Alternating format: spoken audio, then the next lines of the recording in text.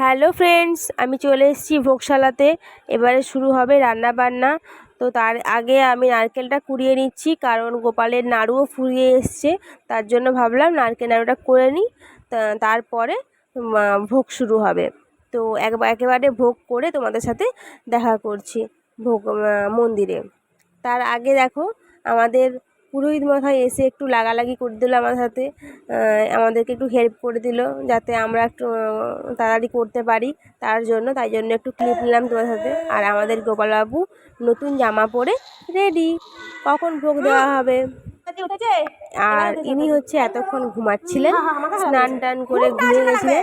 আর আমাদের ভোগ নিবেদনও কমপ্লিট। দু ভাই এখানে সর্দারি করছে। আমি ভোগের মধ্যে ছিল পোলাও, পোস্ত ভাজা, আলু ভাজা, অন্যান্য ভাজাভুজি, চানা পনির এবং পায়েসটা ওর বাবা